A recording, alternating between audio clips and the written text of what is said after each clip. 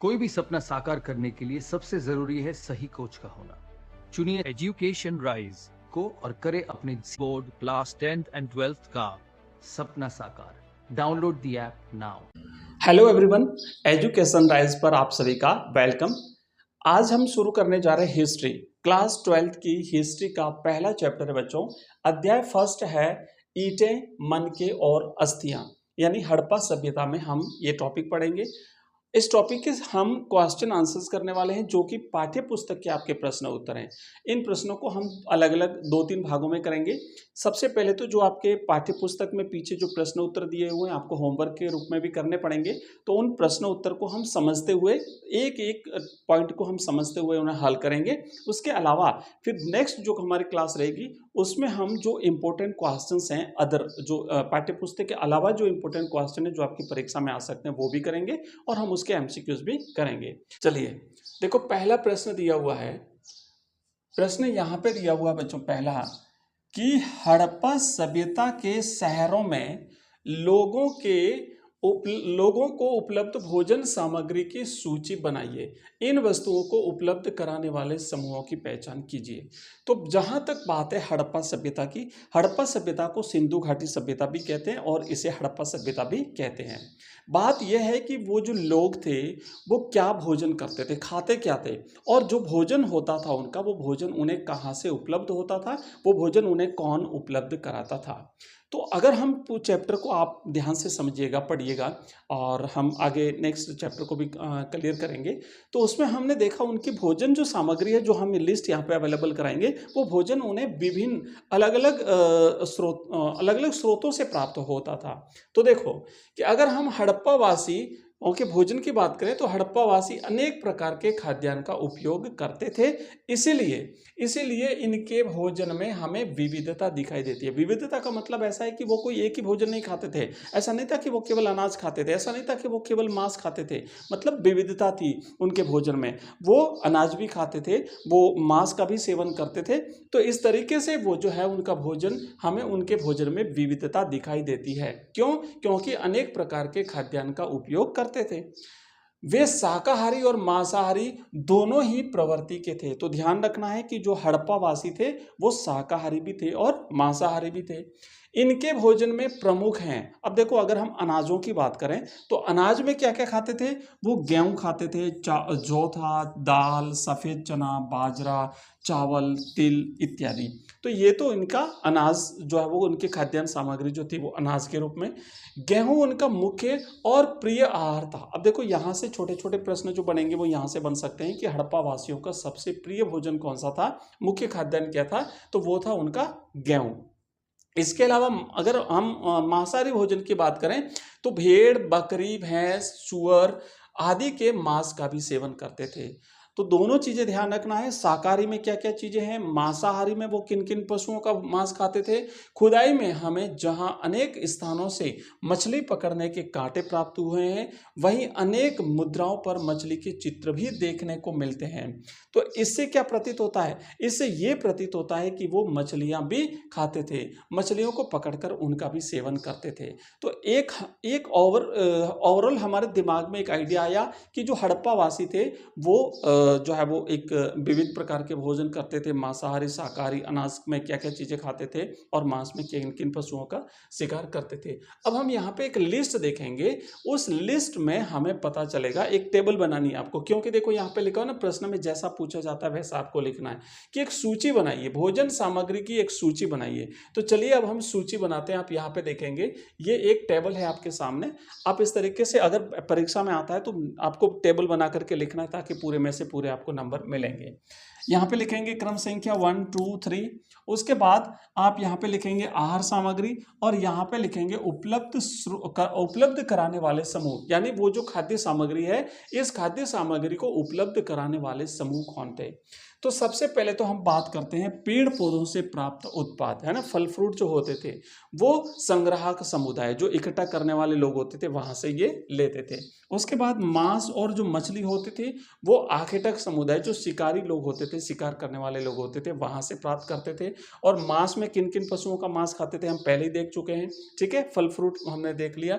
और अनाज जो था जिसमें हमने देखा गेहूं है, जौ है, दाल, चना, तिल, बाजरा, चावल आदि आदि। तो ये जो कृषक समुदाय होता था, किसान समुदाय जो होता था, जो खेती बाड़ी करता था, किसानी करता था, तो ये किसान समुदाय से प्राप्त होता था। तो हमने देखा ये इनकी आहार सामग्री और ये उपलब्ध कराने वाले समूह। तो ऐसी आपको सूची बनानी है। तो अब देखो इससे हमें क्या पता चला बच्चों, तो इससे हमें ये पता चला कि मुख्यतः हड़प्पावासी उपयुक्त भोजन सामग्री को स्थानीय स्तर पर ही प्राप्त करते थे। जैसे आखेटक वहीं पर होते थे, शिकारी मिल जाते थे, ठीक है ना। और जो संग्राहक होते थे, जो एक सामग्री इकट्ठी करने वाले, तो ये स्थानीय स्तर पर प्राप्त हो जाता था। आखेटक, मछुआरे, किसान और खाद्यान्न व्यापारी इन भोज्य पदार्थों को इन्हें उपलब्ध कराते थे। तो ये सामग्री इनको कहाँ से मिलती थी, लोकल स्तर पर मिल जाती थी, और इस तरीके से इनका भोजन जो है वो करते थे ये लोग। तो ये हमारा पहला प्रश्न हुआ। दूसरा प्रश्न है बच्चों कि पुरातत्वविद हड़प्पाई समाज में सामाजिक आर्थिक भिन्नताओं का पता किस प्रकार लगाते हैं और वे कौन सी भिन्नताओं पर ध्यान देते हैं। अब देखिए हड़प्पा सभ्यता की अगर हम बात करें, सिंधु घाटी सभ्यता की अगर हम बात करें बच्चों, तो वहां पे समाज के अलग अलग वर्ग बने हुए थे। एक सामान्य वर्ग था, एक विशिष्ट वर्ग था, एक पुरोहित वर्ग था। तो इनकी भिन्नताओं का पता हमें कैसे लगता है, क्या लिखा है कि इनकी जो सामाजिक और आर्थिक भिन्नताएं जो थी इनमें, है ना, इन विभिन्न वर्गों में, तो उनका पता कैसे लगेगा, ठीक है ना। प्रश्न ये पूछा, प्रश्न को समझना है और प्रश्न को समझते हुए अगर आप आंसर देते हैं, रटने की जरूरत नहीं पड़ेगी आपको, कोई रटिफिकेशन आपको कुछ भी नहीं करना है, समझिएगा और उसके बाद आंसर लिख दीजिए। तो देखो पुरातत्वविदों को हड़प्पाई स्थलों से उत्खनन में अनेक ऐसी वस्तुएं प्राप्त हुई है जिनके आधार पर हड़प्पाई समाज में सामाजिक आर्थिक भिन्नता का पता चलता है। तो पहले तो ये सामाजिक आर्थिक भिन्नता का पता किन चीजों से चलता है, कई सारी ऐसी वस्तुएं वहां पर खुदाई में प्राप्त हुई है। तो उन वस्तुओं को हम अलग अलग कैटेगरी में, क्योंकि कुछ ऐसी विलासिता की वस्तुएं थी, कुछ सामान्य वस्तुएं थी, तो इससे पता चलता है कि जो आम लोग थे, जो सामान्य वर्ग थे, वो इन चीजों का प्रयोग करते थे, और जो विशिष्ट वर्ग होता था वो दूसरी चीजों का प्रयोग करता था। इन वस्तुओं से यह अनुमान लगाया जाता है कि समाज में कई सारे वर्ग थे। पहला वर्ग था सामान्य वर्ग, ठीक है। अब चाहो तो आप यहाँ पे क्रमांक लगा करके भी इन्हें अलग और थोड़ा सा अपना आंसर विशिष्ट बना सकते हो दूसरे बच्चों से। तो पहला था सामान्य वर्ग। इस सामान्य वर्ग में देखो कौन थे, कुंभकार थे, बढ़ई थे, सोनार, शिल्पकार, लोहार, जुलाहे, राहगीर, श्रमिक, किसान आदि लोग शामिल होते थे। दूसरा जो वर्ग होता था बच्चों वो था विशिष्ट वर्ग। और इस विशिष्ट वर्ग आप चाहो तो यहाँ पे नंबर 2 लगा सकते हो और इसको यहाँ पे नीचे भी ले सकते हो ना। पहले ये पहला सामान्य वर्ग हो गया, फिर दूसरा विशिष्ट वर्ग हो गया।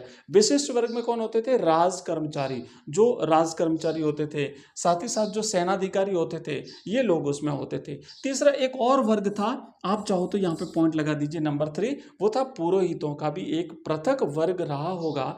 विशिष्ट, ठीक है ना। तो ये 3 तो वर्ग हो गए। विशिष्ट वर्ग के लोग बस्ती में, दुर्ग भाग में, और साधारण लोग जो है वो निचले शहर में निवास करते थे। हमने देखा कि जो सिंधु घाटी सभ्यता है वो शहर जो होते थे उनके हड़प्पा मोहनजोदड़ो 2 भागों में बटे हुए, एक ऊंचला हिस्सा होता था, एक निचला हिस्सा होता था।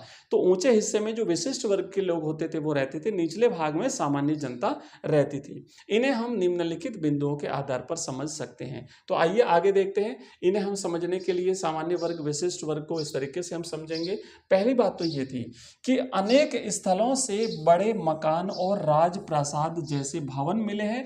वहीं दूसरी ओर 1 तथा 2 कमरों वाले मकान आर्थिक और सामाजिक भिन्नता दर्शाते हैं। अब जहाँ पे ये इस प्रकार के मकान मिले हैं, जैसे कि कुछ बड़े राजप्रासाद हैं, है ना, महल बने हुए हैं, बड़े बड़े मकान हैं, तो इससे पता चलता है कि इन मकानों में, इन भवनों में, इन राजप्रासादों में जो है वो विशिष्ट वर्ग के लोग रहते होंगे, धनवान लोग रहते होंगे, या फिर जो शासक वर्ग जो रहे होंगे वो रहते होंगे। और दूसरे जो छोटे छोटे कमरे मिले हैं, एक छोटे छोटे मकान यानी 1 और 2 कमरों वाले मिले हैं, तो इससे साफ झलकता है कि सामान्य जनता इसमें रहती होगी। तो पहली चीज तो ये हो गई, मकानों से ये पता चलता है।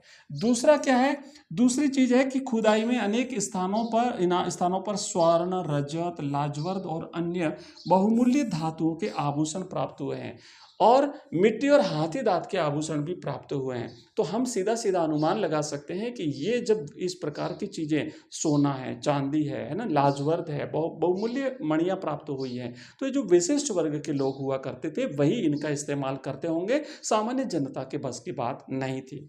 उसके बाद देखो समाधानों में, अब जहाँ से कब्र प्राप्त हुई है ना, खुदाई में, तो कब्रों से बहुत सारी चीज़ें भी प्राप्त हुई है, बर्तन और आभूषण, और हम आगे भी देखेंगे चित्र भी, हमने किताब जो उसमें पढ़ेंगे, टॉपिक पढ़ेंगे तो वहाँ पे बहुत सारे चित्र भी दिए हुए हैं। तो समाधानों में मृतकों को दफनाते समय उनके साथ विभिन्न प्रकार की वस्तुएं रखी जाती थी। यह वस्तुएं बहुमूल्य भी थी और साधारण भी थी। तो इसका मतलब क्या है कि जो बहुमूल्य चीजें थी वो विशिष्ट वर्ग के लोगों की मृत्यु पर उनकी कब्र के साथ दफनाई जाती थी, और साधारण वर्ग की चीजें साधारण लोगों के साथ। बहुमूल्य वस्तुएं मृतक की सुदृढ़ आर्थिक स्थिति को व्यक्त करती है। भाई अगर उसकी आर्थिक स्थिति मजबूत होगी तभी तो ऐसी वस्तुएं उनके साथ दफनाई गई थी, जबकि साधारण वस्तुएं उनकी साधारण आर्थिक स्थिति का प्रतीक है। शवों को दफनाने वाले गर्तों की बनावट में भी अंतर था। तो जो विशिष्ट वर्ग के लोग होते होंगे उनकी कब्रें बड़ी विशिष्ट बनती होगी, आकार में भी बड़ी होगी और भी तरीके से बड़ी होगी, और सामान्य वर्ग की कब्रें बिल्कुल सामान्य होगी। तो इन चीज़ों से हमें हड़प्पा वासियों की सामाजिक और आर्थिक भिन्नता का पता चलता है। आगे भी हम देखेंगे। उसके अलावा और क्या था, हड़प्पाई वस्त्रों में भी सामाजिक भिन्नता दिखाई देती है। जहां धनी लोग रेशम और मखमल के वस्त्रों का प्रयोग करते थे, वहीं निम्न आर्थिक स्थिति वाले लोग सूती और ऊनी वस्त्रों का प्रयोग करते थे। तो वस्त्रों से, बर्तनों से, और जो कब्रें थी वहां पे दफनाई जाने वाली चीजों से, इन विभिन्न मकानों से, इन विभिन्न चीजों से हमें पता चलता है कि लोग वहां पे अलग अलग वर्गों के रहते थे, विशिष्ट वर्ग, सामान्य वर्ग। इस प्रकार पुरातत्वविदों को उत्खनन में अनेक ऐसी वस्तुएं प्राप्त हुई हैं जिनके आधार पर हमें हड़प्पाई समाज में सामाजिक और आर्थिक भिन्नता का पता चलता है। तो देखो बच्चों, हमने अभी किए हैं 2 प्रश्न। आगे बढ़ने से पहले मैं आपको बता दूं कि हमारा ऐप है बच्चों, एजुकेशन राइज नाम से हमारा ऐप है, प्ले स्टोर पर अवेलेबल है। आप लिखेंगे EDUCATION, है ना, उसके बाद लिखना है RISE। प्ले स्टोर पर लिखेंगे एजुकेशन राइज। तो बच्चों ये ऐप आपको मिलेगा, या फिर इस वीडियो के डिस्क्रिप्शन में लिंक दिया हुआ है हमने, इस ऐप पर क्लिक करोगे तो आपको वहाँ पे हमारे सारे कोर्सेज मिलेंगे। हिस्ट्री, हिंदी साहित्य, political science, geography, Hindi compulsory, English compulsory, इन सारे कोर्सेज में हमने टॉपिक वाइज लेटेस्ट सिलेबस के अकॉर्डिंग बिल्कुल कंप्लीट कोर्सेज बना रखे हैं। वहाँ पे हमारा बहुत सारा फ्री स्टडी मटेरियल भी है। वहाँ पे लाइव टेस्ट, जो ऑनलाइन टेस्ट है वहाँ पे अवेलेबल है। आपको PDF के रूप में वहाँ पे नोट्स मिलेंगे, रिकॉर्डेड वीडियोज़ मिलेंगे, MCQs मिलेंगे, क्वेश्चन आंसर्स मिलेंगे, बहुत सारी चीज़ें हैं बच्चों। तो आप इस ऐप को जरूर डाउनलोड करिएगा। साथ ही साथ हमारा व्हाट्सएप ग्रुप और टेलीग्राम चैनल जो है उसका लिंक भी इस वीडियो के डिस्क्रिप्शन में दिया हुआ है, आप उसे भी ज्वाइन कर लीजिए। और लगातार नोटिफिकेशन प्राप्त करने के लिए आप चैनल को सब्सक्राइब करिए। अपने मित्रों के साथ, दोस्तों के साथ, संबंधियों के साथ, रिलेटिव्स के साथ आप इसे शेयर करिए, ताकि वो बच्चे भी ज़्यादा से ज़्यादा हमारे साथ जुड़ करके अपनी प्रिपरेशन को हाई लेवल तक ले जा सके। आपका टारगेट हमेशा ऊंचा होना चाहिए, ध्यान रखना। 95 एबो आपका टारगेट होगा और हम उसे अचीव करेंगे। तो आज के क्लास में तो बच्चों बस इतना ही। मिलते हैं अगली क्लास में नेक्स्ट इसके अगले भाग के साथ में। लेकिन आप अगर हमारा ऐप डाउनलोड करते हो तो वहाँ पे सारे कोर्सेज आपको एक साथ अवेलेबल हो जाएंगे, कंप्लीट कोर्सेज अवेलेबल हो जाएंगे। हिस्ट्री के अलावा बाकी जो सब्जेक्ट मैंने आपको बताया, Hindi compulsory, history, political science, geography, सारे सब्जेक्ट हम पढ़ते हैं। तो मिलते हैं अगली क्लास में अगले वीडियो के साथ में। तब तक के लिए जय हिंद, जय भारत।